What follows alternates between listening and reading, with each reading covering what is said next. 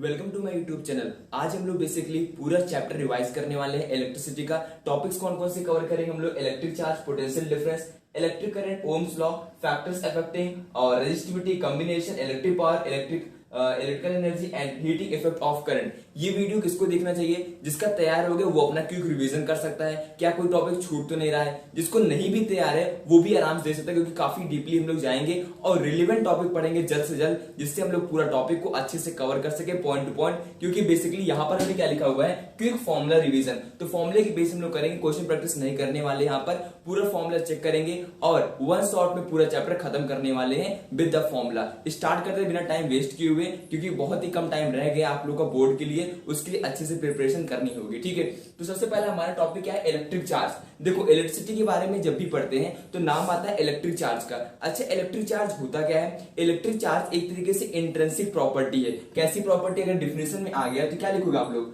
पहले हम लोग स्टार्ट करें इलेक्ट्रिक चार्ज। इलेक्ट्रिक चार्ज कैसी प्रॉपर्टी है? एक तरीके से कहे तो इंट्रिंसिक प्रॉपर्टी है of elementary particle. Elementary particle की एक इंट्रिंसिक प्रॉपर्टी है जो सभी एलिमेंट्री पार्टिकल के अंदर पाई जाती है। जैसे इलेक्ट्रॉन के पास देखो चार्ज कैसा होता है? निगेटिव होता है। प्रोटॉन की बात करें तो पॉजिटिव होता है। माइनस ई से नोट करते हैं इलेक्ट्रॉन को और प्रोटॉन प्लस ई से। ठीक है, तो ये इलेक्ट्रिक चार्ज को दो पार्ट में क्लासिफाई किया गया। एक होता है पॉजिटिव चार्ज और एक होता है नेगेटिव चार्ज। ये पार्ट तो मैक्सिमम सभी बच्चों को आता होगा, इसे थोड़ा सा फास्ट चलेंगे। ठीक है, तो पॉजिटिव की बात करें, पॉजिटिव आपस में क्या करेंगे? रिपेल करेंगे। ऐसे भी हम बोल सकते हैं कि सेम चार्ज हमेशा एक दूसरे को रिपेल करेंगे। ठीक है, अगर हम बोले नेगेटिव तो सेम चार्ज है तो ये भी रिपेल करेंगे। पॉजिटिव और निगेटिव क्या करेंगे? और निगेटिव और पॉजिटिव क्या करेंगे? ये दोनों हमेशा अट्रैक्ट करेंगे। क्या करेंगे? हमेशा अट्रैक्ट करेंगे। ये दोनों चार्ज हमेशा एक दूसरे को अट्रैक्ट करेंगे। कैसी प्रॉपर्टी है? एक इंट्रिंसिक प्रॉपर्टी है किसी भी एलिमेंट्री पार्टिकल की। वो इलेक्ट्रॉन हो सकता है, वो प्रोटॉन हो सकता है। इलेक्ट्रॉन के ऊपर चार्ज कितना होता है? माइनस का 1.6 इंटू 10 की पावर माइनस 19 कूलम। प्रोटॉन के ऊपर चार्ज कितना होता है? प्लस का 1.6 इंटू 10 की पावर माइनस 19 का कूलम। हमने कूलम में क्या लिखा है? इलेक्ट्रिक चार्ज की बात करें एसआई यूनिट की, एसआई यूनिट क्या होता है? इसका कूलम होता है। क्या होता है? कूलम होता है, जिसको हम लोग सी से डिनोट करते हैं। यहाँ पर एक इंपॉर्टेंट क्वेश्चन ये पूछा जाता है कि नंबर ऑफ इलेक्ट्रॉन्स कितने होंगे एक कूलम ऑफ ए चार्ज के अंदर। तो याद रखना आप लोग, कितना होता है? 6.25 इंटू 10 की पावर 18 होता है। ठीक है, इलेक्ट्रॉन। ये हमने कैसे फाइंड आउट कर लिया? देखो, एक होता है term Q equals to N into E, ये फॉर्मूला होता है जहां से हम लोग number of electron find out करते हैं। N इक्वल्स कितना हो जाएगा? Q by E। हमने क्या कहा? एक चार्ज में कितने इलेक्ट्रॉन्स या एक कूलम में कितने इलेक्ट्रॉन होते हैं? तो क्या हो जाएगा? 1 अपॉन, और इलेक्ट्रॉन की चार्ज कितना होता है? 1.6 इंटू 10 माइनस का 19। इसको आप लोग सॉल्व करोगे, सॉल्व करने के बाद आपको ये मिलेगा 6.25 इंटू 10 पावर 18 इलेक्ट्रॉन्स होते हैं एक कूलम ऑफ चार्ज के अंदर। ठीक है, बस हम लोग को चार्ज के अंदर ये सारी चीजें याद होनी चाहिए, इसके अलावा कोई ज्यादा जरूरत की चीजें नहीं याद करनी है। ठीक है, आगे बढ़ते हैं। नेक्स्ट हम लोग पोटेंशियल डिफरेंस। अब पढ़ते हैं पोटेंशियल डिफरेंस होता क्या है। देखो, दो टर्म होते हैं, एक होता है पोटेंशियल, एक होता है पोटेंशियल डिफरेंस। जब कभी, पहले इसको समझते हैं फिर हम इसको बताते हैं फॉर्मूला क्या होता है। जब कभी भी किसी भी चार्ज को इंफिनिटी से किसी इलेक्ट्रिक फील्ड के अंदर लेके आए, ध्यान समझने से इसको, किसी भी चार्ज को इंफिनिटी से किसी चार्ज के पास लेके आ रहे हैं या कहीं लेके आ रहे हैं, ठीक है, इलेक्ट्रिक फील्ड के अंदर, तो जो वहां पर वर्डन होता है वहां पर पोटेंशियल होता है। ठीक है, वर्डन क्या होता है? पोटेंशियल के बराबर होता है। अब जब कभी भी किसी भी चार्ज को इलेक्ट्रिक फील्ड के अंदर ही एक पॉइंट से दूसरे पॉइंट तक, इलेक्ट्रिक चार्ज वहां पर उसकी फील्ड बनी हुई है, एक पॉइंट से दूसरे पॉइंट तक इलेक्ट्रिक फील्ड के अंदर ही मूव करा रहे हैं, मींस पहले से भी कुछ ना कुछ पोटेंशियल था और बाद में भी कुछ ना कुछ पोटेंशियल हो गया। जिसका पोटेंशियल का चेंज आता है उसी को हम बोलते हैं पोटेंशियल डिफरेंस। ठीक है, अब हम लोग इसके फॉर्मूले वगैरह की बात करते हैं। क्या होता है? पोटेंशियल डिफरेंस की बात करने वाले। ठीक है, तो पोटेंशियल डिफरेंस को हम लोग V से डिनोट करते हैं। एसआई यूनिट इसकी क्या होती है? इसकी एसआई यूनिट होती है वोल्ट। तो फॉर्मूला क्या होगा? हमने पहले क्या समझा है? पोटेंशियल। पोटेंशियल मतलब क्या हुआ? पहले हमने बोला पोटेंशियल क्या होता है। तो पोटेंशियल का मतलब हुआ जब किसी भी चार्ज को इंफिनिटी से किसी इलेक्ट्रिक फील्ड के अंदर लेके आते हैं या किसी चार्ज पार्टिकल Q के पास लेके आते हैं, तो जो वहां पर पोटेंशियल होता है उसको हम बोलते हैं पोटेंशियल, या नॉर्मली बोलते हैं इलेक्ट्रिक पोटेंशियल। अब पोटेंशियल डिफरेंस क्या होता है? दूसरा हमारा क्या है? Potential difference.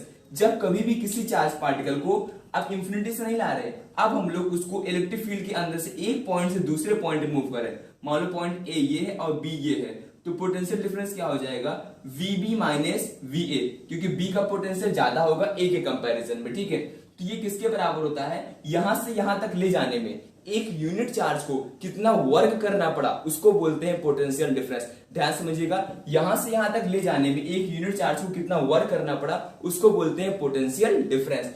तो V इक्वल क्या हो जाएगा, W/Q हो जाएगा। ठीक है, W मतलब क्या हुआ, A से लेकर के पार्टिकल को B तक ले जाने में कितना वर्क डन हुआ अपॉन चार्ज। ठीक है, ये Q नॉट है जिसको हम लोग यहाँ से Q नॉट को यहाँ से यहाँ तक ले गए, इसको हम क्या बोलते हैं, इसी चीज को बोला जाता है पोटेंशियल डिफरेंस। समझ में आ गया पोटेंशियल डिफरेंस क्या होता है, फॉर्मूला क्या हुआ, वर्क डन अपॉन चार्ज। क्या होता है फिर से लिख देते हैं, क्योंकि बार बार लिखने से हम लोग को याद रहेगा, पेपर देंगे तो ये चीज अच्छे से रिवाइज रहेगी। ठीक है, वर्क डन अपॉन चार्ज। अच्छा, वर्क डन की एसआई यूनिट क्या होती है, देखो जरा, जूल होती है, चार्ज क्या हो जाएगा, कूलम। ऐसे ही बोल सकते हैं जूल पर कूलम, या फिर हम लोग वोल्ट भी बोल सकते हैं, कोई भी दिक्कत वाली बात यहाँ पर नहीं है। अच्छा, यहाँ पर अब बात आती है कि आखिर हम लोग इसको मेजर कैसे करते हैं, पोटेंशियल डिफरेंस को मेजर कैसे करते हैं। तो मेजर करने के लिए हम लोग डिवाइस कौन सा यूज करते हैं, वोल्ट मीटर यूज करते हैं। क्या यूज करते हैं, वोल्ट मीटर। वोल्ट मीटर की 2-3 कंडीशन आप लोग को अच्छे से याद रखनी है। कौन कौन सी कंडीशन याद रखनी है, देखो कौन कौन सी कंडीशन याद रखनी वोल्ट मीटर की। वोल्ट मीटर किसके लिए यूज किया जाता है, वोल्टेज को मेजर करने के लिए। सबसे पहला पॉइंट वोल्टेज को मेजर करने के लिए। अब दूसरा पॉइंट, इसको सीरीज में इसको सर्किट में कैसे कनेक्ट करते हैं, इसको सर्किट में पैरेलली कनेक्ट किया जाता है। कैसे कनेक्ट करते हैं, पैरेलली, मतलब मान लो रेजिस्टेंस ये है, अगर इसका निकालना है पोटेंशियल यहाँ पर कितना है, इस तरीके से हम लोग V को लगाते हैं पैरेलली। ये बात क्लियर हो गई, ठीक है। नेक्स्ट हम लोग बात करते हैं, अभी हो गया पैरेलली, यहाँ पर रेजिस्टेंस हाई होता है या लो होता है, ये भी जान लो। यहाँ पर जो रेजिस्टेंस होता है वो हाई होता है। ठीक है, रेजिस्टेंस कैसा होता है, हाई होता है। ये 3 पॉइंट याद रखो, इससे बाहर कुछ नहीं याद रखना आप लोग को वोल्ट मीटर के अंदर। आई होप आप लोग को पोटेंशियल डिफरेंस, इलेक्ट्रिक चार्ज और वोल्ट मीटर क्लियर हो गया होगा। आगे हमारा अगला टॉपिक है इलेक्ट्रिक करंट। अब इलेक्ट्रिक करंट की बात करें तो इलेक्ट्रिक करंट को I से डिनोट करते हैं। अच्छा, करंट होता क्या है और फ्लो क्यों करता है, जब कभी भी इलेक्ट्रॉन्स मूव करते हैं, एक पॉइंट से दूसरे पॉइंट तक फ्लो करते हैं, ठीक है, एक डायरेक्शन के अंदर, तो वहां पर करंट डेवलप होता है उसके अपोजिट डायरेक्शन के अंदर। अच्छा, ये हमने क्या बोल दिया, देखो ये हमारे पास क्या है, कंडक्टर है। ठीक है, एक पॉइंट ए मान लेते हैं, एक पॉइंट बी मान लेते हैं। तो मानते हैं हमारे पास यहां पर इलेक्ट्रॉन फ्लो करके, ढेर सारे इलेक्ट्रॉन होते हैं ना, ढेर सारे इलेक्ट्रॉन फ्लो करके इस साइड जा रहे हैं, ए से लेकर के बी की तरफ हमारे इलेक्ट्रॉन्स मूव कर रहे हैं। तो करंट किधर मूव करेगा, करंट इसके अपोजिट डायरेक्शन में हमेशा मूव करता है। कैसे मूव करता है, इसके अपोजिट डायरेक्शन में। यही रीजन है, फ्लो ऑफ इलेक्ट्रॉन क्या करते हैं, फ्लो ऑफ चार्ज बोलते हैं, फिर इलेक्ट्रॉन मूव करते हैं बेसिकली। तो flow of electric charge current का डेवलपमेंट करते, क्या करते हैं, करंट डेवलप करते हैं वहां पर।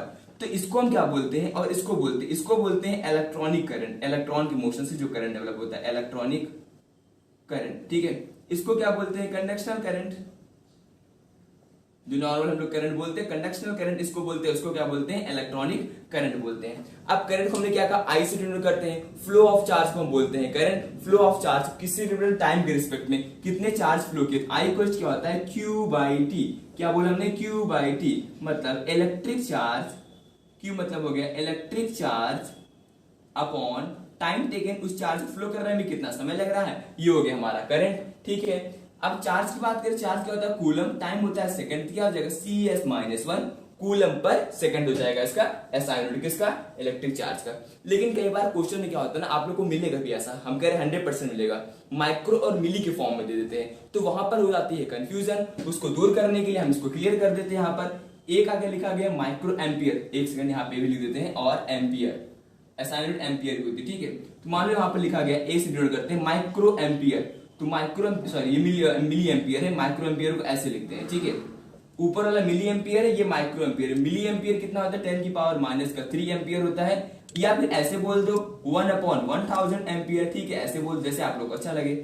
माइक्रो की बात करें 10⁻6 एम्पियर होता है, कितना होता है, 10⁻6 एम्पियर। अगर क्वेश्चन में बोला गया 5 माइक्रो एम्पियर, तो क्या करोगे, 5 × 10⁻⁻6 कर देना है। माइक्रो दिखा नहीं कि -6 लगा देना है वहां पर, तब क्वेश्चन को सॉल्व करो, क्योंकि अब वो माइक्रो से एम्पियर में कन्वर्ट हो चुका है, तो कन्वर्जन आना चाहिए। आप लोग का यहाँ पे मिस्टेक तो नॉर्मल कहे तो पॉइंट में होगा, लेकिन मिस्टेक तो होगा ही होगा, नंबर तो कर सकते हैं वहां पर। इसलिए क्या याद रखना है, माइक्रो और मिली दोनों का खास ख्याल रखना है, कितना होता है इलेक्ट्रिक करंट की जब हम लोग बात करते हैं। अब यहाँ पर इलेक्ट्रिक करंट कितना हम लोग बात कर चुके, समझ में आ गया होगा काफी कुछ। अब इसको मेजर कैसे करते हैं, जैसे वोल्ट मीटर के लिए होता है, देखिए वोल्ट मीटर किसके लिए होता है, वोल्टेज को मेजर करने के लिए। एम मीटर होता है एम्पियर को मेजर करने के लिए, क्या होता है, एम मीटर। ठीक है, नेक्स्ट हमारा एम मीटर। अब एम मीटर में आप लोग को बस 3 पॉइंट याद रखना है। क्या, पहला क्या, एमीटर जो होता है, एमीटर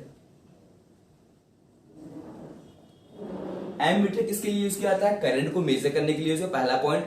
अब दूसरा पॉइंट, यहां पर जो रेजिस्टेंस रहता है कैसा होगा? रेजिस्टेंस यहां पर जो रेजिस्टेंस होगा वो लो होगा, तभी तो करंट मेजर कर पाएंगे।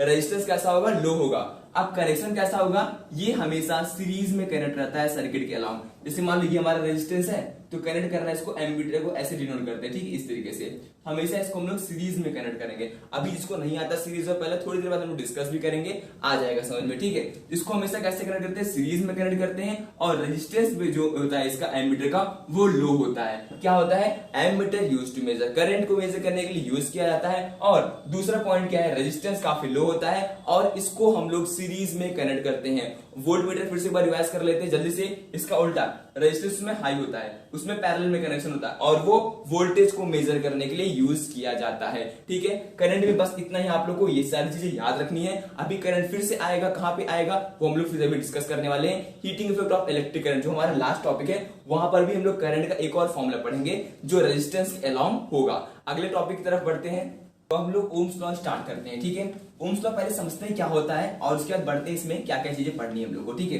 देखो ओम्स लॉ काफी सिंपल है, आप लोग को पता भी होगा, मैक्सिमम बच्चों को पता भी होगा ओम्स लॉ क्या होता है। तो क्या याद रखना ओम्स लॉ में कि V is directly proportional to I। क्या होता है? V is directly proportional to I। तो यहां पर इसका हटाएंगे, डायरेक्टली प्रोपोर्शनल हटाएंगे तो क्या आएगा? V equals to I into R। क्या आएगा? V equals to I into R। Current into resistance आता है, क्या आता है? Potential difference equals to current into resistance आता है, ठीक है। तो यहां पर बेसिकली रेजिस्टेंस का फॉर्मूला पढ़ते हैं, R इक्वल्स होता है V by I, means potential difference upon current. क्या फॉर्मूला आया? पोटेंशियल डिफरेंस अपॉन करंट, ठीक है, इतना तो समझ में आ गया। यहां से क्या हम बोल सकते हैं कि रेजिस्टेंस इससे डायरेक्टली प्रोपोर्शनल होगा और इसके साथ इनवर्स रिलेशन होगा, means R is directly proportional to V बोल सकते हैं। अच्छा ये हमने कैसे बोल दिया देखना जरा, अगर हम लोग पोटेंशियल को V को डबल करते हैं तो रेजिस्टेंस भी डबल हो जाएगा, ठीक है। अगर हम लोग करंट को हाफ कर देंगे तो रेजिस्टेंस हाफ हो जाएगा, ऐसा बोल सकते हैं। इसका इनवर्स रिलेशन यहां पर हम लोग यूज कर सकते हैं, ऐसा होता है, ठीक है। करंट जो प्रोवाइड करते हैं रेजिस्टेंस पर और वोल्टेज पर असर पड़ता है इसका। तो आगे बढ़ते हैं लोग, बस आप लोग को यहाँ पर ये याद रखना है। और VI ग्राफ पूछा था वो भी याद रखना है, ये हो गया V और ये हो गया I का डायरेक्ट रिलेशन होता है, ठीक है, क्योंकि V is directly proportional to होता है I।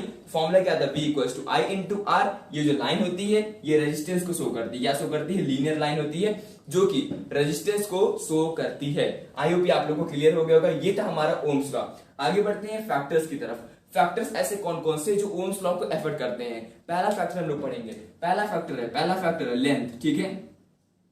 लेंथ जरा ध्यान समझना, रेजिस्टेंस जो होता है वो लेंथ के डायरेक्टली प्रोपोर्शनल होता है, किसके? लेंथ के डायरेक्ट रिलेशन होता है इसका। अगर लेंथ बढ़ाएंगे, वायर की लेंथ बढ़ाएंगे, रेजिस्टेंस बढ़ जाएगा। छोटा वायर होगा रेजिस्टेंस कम होगा, बड़ा वायर होगा रेजिस्टेंस बढ़ जाएगा, रेजिस्टेंस ज्यादा होगा, क्योंकि इसका सब डायरेक्ट रिलेशन है। दूसरा फैक्टर क्या है हमारा? एरिया को लेकर के।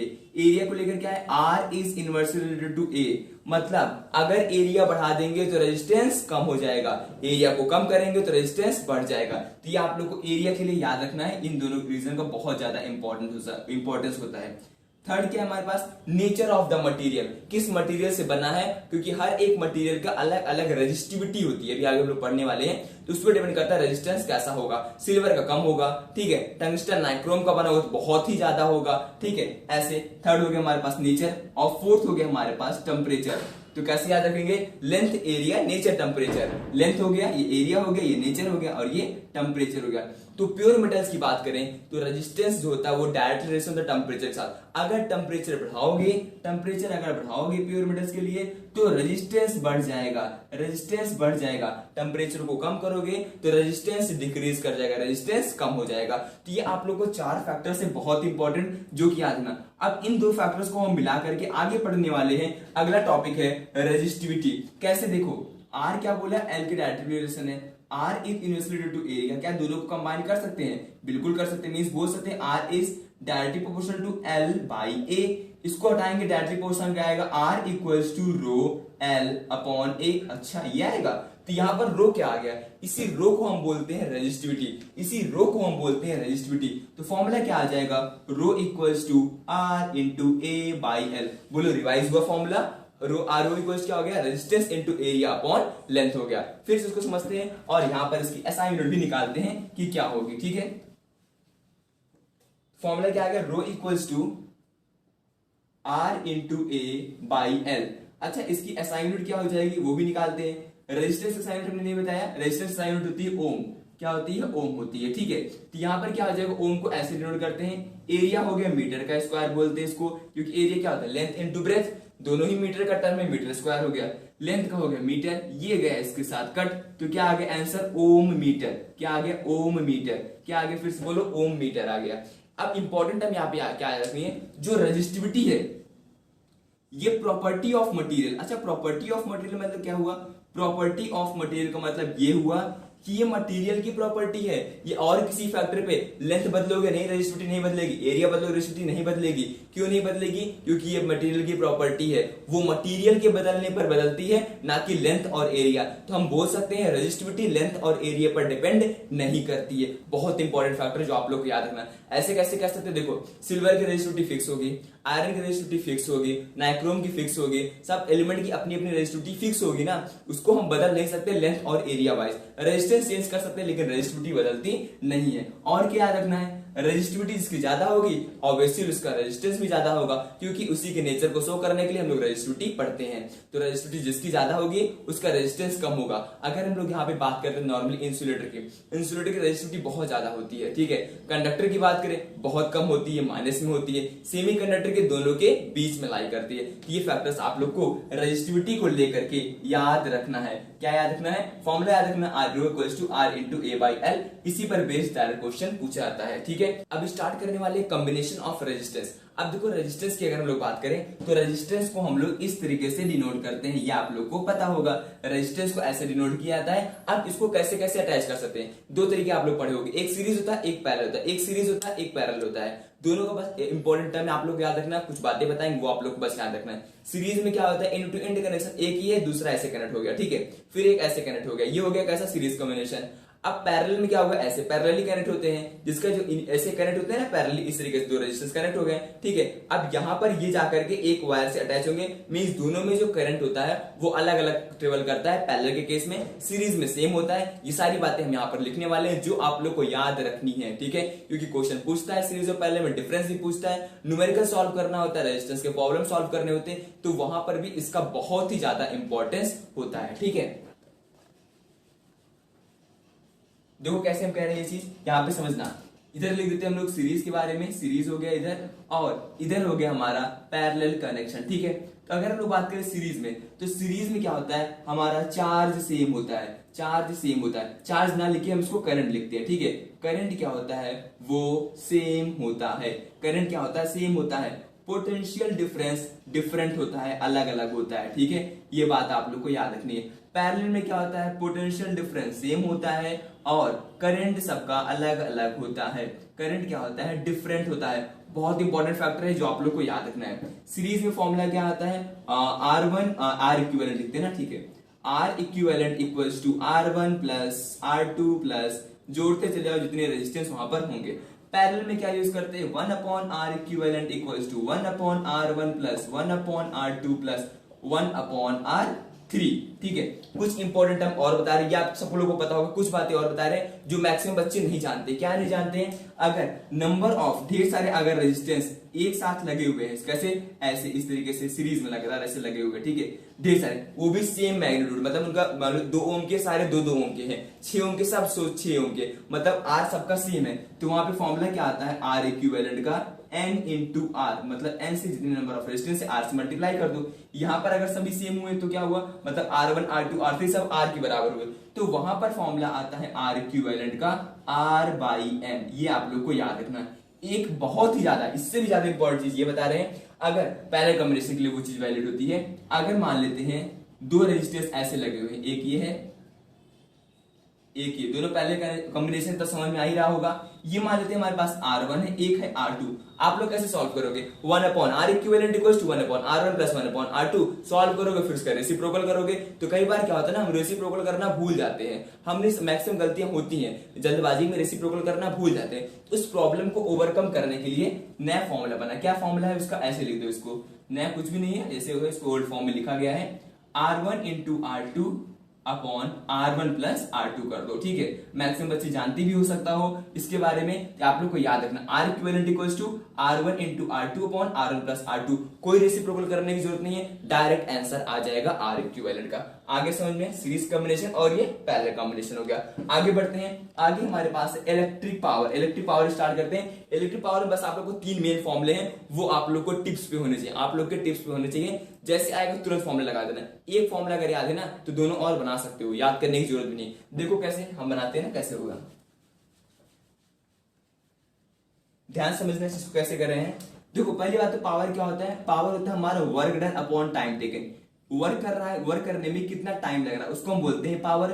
Work done upon time taken, कोई वर्क करने में कितना समय लग रहा है। एक काम को करने में कोई 5 मिनट लगा रहा है, वही सेम काम करने में कोई 2 मिनट लगा रहा है, किसका पावर ज्यादा, जो 2 मिनट लगा रहा है ना वही सेम काम वो 2 मिनट के अंदर ही कर दे रहा है, मतलब उसका पावर ज्यादा है, ऐसे समझ सकते हैं। मीन्स अगर वर्क डन सेम है और टाइम कम लग रहा है तो पावर ज्यादा होगा, क्योंकि इनवर्स रिलेशन होता है। चलो ये सब छोड़ो, आगे बढ़ते हैं हम लोग। अब आगे बढ़ते हैं, क्या क्यू वर्क डन क्या होता है। देखो पढ़े हम लोग V equals to W by Q, अभी थोड़ी देर पहले पढ़े थे कि potential difference equals to work done upon charge होता है। अच्छा तो वर्क डन इक्वल्स क्या हो जाएगा, V इंटू क्यू हो जाएगा। अच्छा ठीक है, ये भी बात समझ में आ गई, तो लिख दो ना समझ में आ गई। फिर यहाँ पे क्या हो जाएगा, V into Q upon time taken T। अच्छा यहाँ से कुछ नजर आ रहा है, यहाँ पे हम लोग कुछ पढ़े थे ना, कहाँ गया इलेक्ट्रिक करंट, इलेक्ट्रिक करंट ये रहा। यहाँ पे हम लोगों ने क्या पढ़ा था कि I इक्वल्स फॉर्मूला आता है Q बाई T।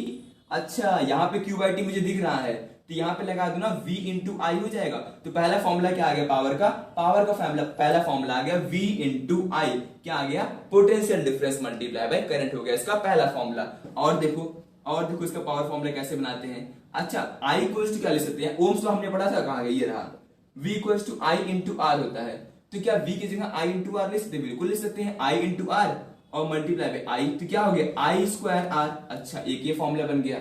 अच्छा आई को अगर यहां से अलग करें तो V बाई आर लिख सकते हैं, बिल्कुल लिख सकते हैं, तो लगा देना यहाँ पे P इक्वल्स क्या हो जाएगा, आई स्क्वायर आर था तो क्या हो जाएगा V square upon R square into R. अच्छा आर से आर कट जाएगा, बिल्कुल कट जाएगा, तो क्या आएगा V स्क्वायर बाई आर। 3 फॉर्मूले कितनी आसानी से बन गए, बहुत आसान है। क्या क्या बना, V इंटू आई पहला फॉर्मूला, दूसरा क्या बना आई स्क्वायर आर, तीसरा क्या बना V स्क्वायर बाई आर। बस इन तीनों फॉर्मूला का यूज करके जो क्वेश्चन में दिया हो वही लगा दो, यहाँ पे पावर निकल जाएगा। मान लो पोटेंशियल डिफरेंस और रेजिस्टेंस देकर पावर पूछ लिया, ये लगा दो। करंट और रेजिस्टेंस देके पावर पूछ लिया तो आई स्क्वायर आर लगा दो। पोटेंशियल डिफरेंस देकर करंट पूछ लिया तो V इंटू आई लगा दो, निकल गया पावर। कितना आसान है, ठीक है। आगे बढ़ते हैं हम लोग, इलेक्ट्रिकल एनर्जी। इलेक्ट्रिकल एनर्जी भी काफी आसान टर्म है, ठीक है, उसके लिए आप लोगों को थोड़ा सा आना चाहिए। अब आप तो आ ही गया होगा, हमने बता दिया इसका फॉर्मूला, रिवाइज करा दिया कैसे होगा।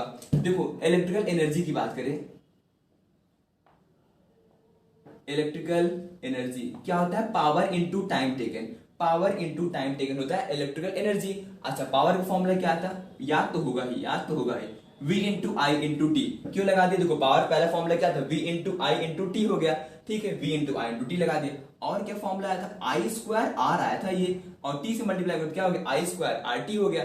एक और फॉर्मूला आया था, क्या आया था, V स्क्वायर बाई आर। अच्छा टी लगा दो, टी भी लगा दो, तो क्या हो गया, V square T by R. ये 3 फॉर्मूले हो गए इलेक्ट्रिकल एनर्जी के, जो इसका हम लोग यूज करके इलेक्ट्रिकल एनर्जी फाइंड आउट करेंगे। बहुत आसान से टर्म है, लेकिन जो हमारे घरों में होता है यूज, यूनिट होता है, क्या यूज करते हैं हम लोग, सुने होंगे ना, इतना यूनिट बिजली खर्च होगी, 7 यूनिट, 5 यूनिट, 6 यूनिट। ये यूनिट आखिर है क्या, किलोवाट आर होता है। यूनिट क्या होता है, किलोवाट आर। 1 किलोवाट आर की बात करें, 1 किलोवाट में आखिर कितना जूल होता है, बहुत बार क्वेश्चन पूछा गया है। तुरंत हम लोग इसे सॉल्व करेंगे, कितना जूल होता है, कैसे सॉल्व करेंगे।